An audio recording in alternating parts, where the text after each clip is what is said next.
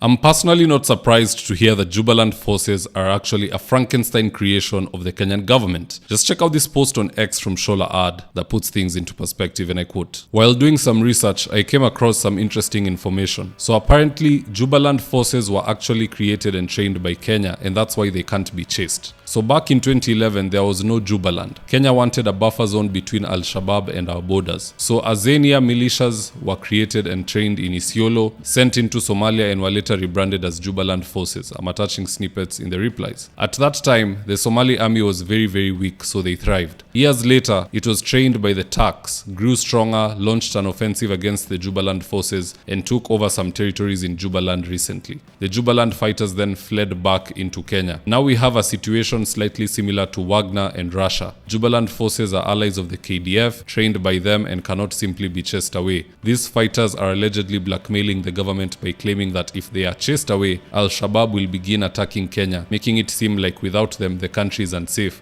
which to some extent sounds true. So when you see Murkomen deny, Ruto silent, and KDF silent, it's because the blackmail etc. is working. And this is what happens when you sponsor militias in another country. When they are defeated, they flee back to you. Worse still, one day these militias could decide to militarily take over parts of northeastern Kenya and even threaten the coast. The Jubaland forces issue is a ticking time bomb. Who knows, maybe next they'll be handed Kenyan national IDs and even vote in 2027. And at the bottom she has attached images of the same Jubaland forces. Sijui kwa nini Toyota inapendwa sana kwa mambo ya vita. Availability of spare parts could be. Now what Shola Ad is saying is actually true. There is some understanding between Kenya and Jubaland forces because one of the generals has come out to basically say the same thing. Here's the tape. Askari wa Jubaland military na kati ya Kenya wanafanya kazi pamoja. Wada shaqeyn fiican baa naga dhaxaysa. Kazi ni tunafanya mzuri sana, hakuna shida yote. Information ida cadu wana xweersi baa naga dhaxaya. Pia information tunakatikana, tuko na enemy moja. Dad dawlad soo fiican soo shaqeyn isku xiran baan nahay. Tuko unity. Tunafanya kazi pamoja. Informationada xogaha cadowga markaan helana anagoo iskaashan inaan ku wada duulo ma taqaanay aan operation ka fulina. Tukipata information ya adui wote tunaenda pamoja na tunapatia support. Ciidanka deriska nala si fiican nala shaqeeyaa. Jirani wetu wa Kenya wanafanya kazi na pamoja na sisi vizuri. Xogahana waan kala qaadanaa iswadaarsanaa. Na tunachukua vizuri information ya adui. Gabihan deegaanku waa nabadgelyo. Na hapo ni amani, hakuna shida yote. Wax dhibaato kama jirto. So now that we know the Kenyan government created these forces and that we are having a working partnership till date, in this video I want us to try and deduce what this means moving forward, and with no further ado, let's get after it. Number one, Murkomen needs to be impeached because he lied that the Jubaland forces in Kenya are fleeing hardship areas in Somalia and that they'll soon be going back. Here's the tip. Kuna policy ya Kenya ya kusema tutakuwa na askari ya Somalia ama whether regional ama ni national ambayo itafanyia mambo ya vita upande wa Kenya.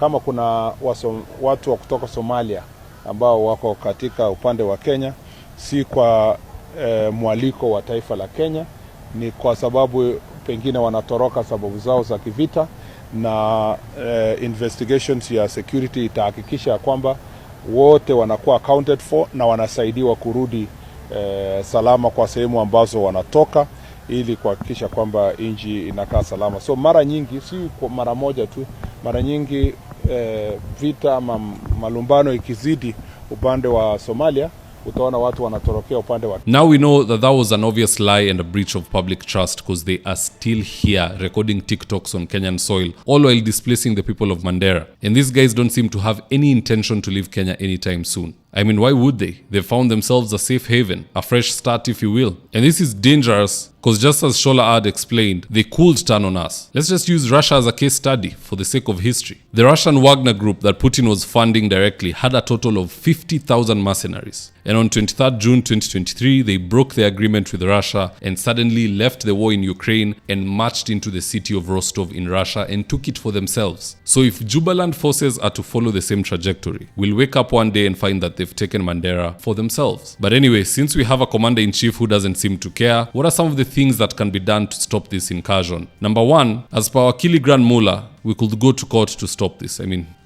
that's the only option that any lawyer or advocate for that matter will think of, but here's what he had to say nonetheless. Considering the military build-up of mercenaries from Jubaland in Mandera, the imminent danger facing the people, and considering the acquaintance of Kenya, I plead with Governor Ali Roba and the people of Mandera to urgently move to the High Court for orders to compel the expulsion of the militia. I'm willing, ready and able to lead the case in High Court. It makes no sense to displace the people of Mandera from their homes just to facilitate mercenaries and bandits invade a foreign state or settle scores with Somalia. I don't know. Courts don't help in matters of armed conflict. The Jubaland forces will just use that court order from Koome to wipe themselves after taking a dump, and the war will continue. So the only other option that we have as a country is to fund the people of Mandera and give them the needed arms to defend themselves. And then any able-bodied citizen with a know-how of handling firearms or that is willing to learn should be able to avail themselves to help Mandera liberate itself. And that's not even just my thinking. It's exactly what Ali Roba is advocating for. Here's the tip.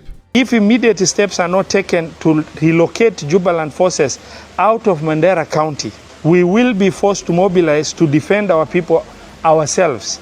This will not only endanger peace, but will also cause grave international embarrassment for our country. Let's make it very plain. Our people come first always, and our government must act now. Thank you very much, ladies and gentlemen of the press. I agree, tunafaa kujikomboa kama commander-in-chief amekataa kufanya kazi yake. But anywho, let's see what Kenyans on X have to say about this. And I quote, Paul O. Nico said, Kipchumba Murkomen must think Kenyans are complete fools. According to him, the armed and uniformed men spotted in Mandera are not Jubaland forces, they're just Somali residents fleeing insecurity. Really? Since when do civilians fleeing war zones arrive in convoys fully armed in military trucks waving flags? Ndaga said, every state in Somalia has an enemy, police and intelligence service. Then there's the National Army, National Police, and the National Intelligence Services. Jubaland forces morphed from Madobi's Ras Kamboni Brigade. Kenya supported RKB because they showed Al-Shabaab very bad things. Yeah, history does confirm that. Catherine Waithera said, it just sends shivers down my spine. It is reminding me that as a country we are deeply entangled with the same arms plus mercenary deals as other African countries. The arms trade has really sucking tentacles. It's really shadowy and murky. Smallwing said the plan was from 2011 Kibaki's time, but during Kasongo's time is when rain has started beating us. And Enoch finally said, when did we make a mistake of electing a coward? The only place he can show power is killing protesters who carry flags and phones.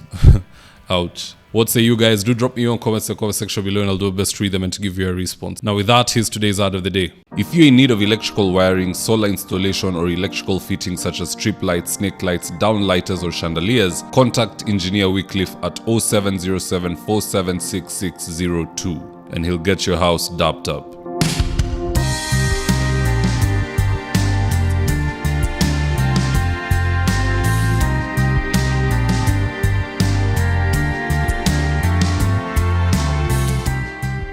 Now, if you're here for the first time, please go on and hit the subscribe button. And if you're watching for a different platform, just head on over to YouTube, search for David Wafula, hit the subscribe button. You're going to be getting a ton of content of this nature. If politics is something you're passionate about, this is definitely the one channel that you really need to subscribe to.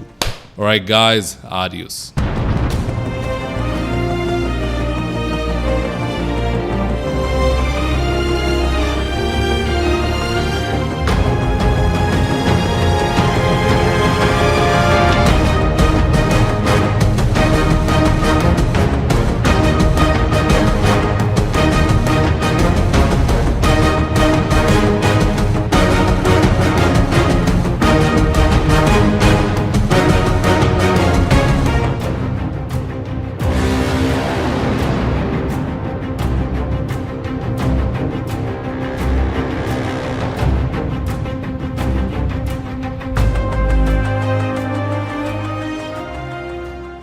Thank you for choosing David Wafula as your primary news platform. We put countless hours in research, recording, and editing. By showing up each and every day to watch our videos, you encourage us to generate more videos for the viewers. We are on a mission to inform, educate, and build a better tomorrow. To our thousands of followers in a world full of presidents, kings, and queens, you are the real gem. Adios.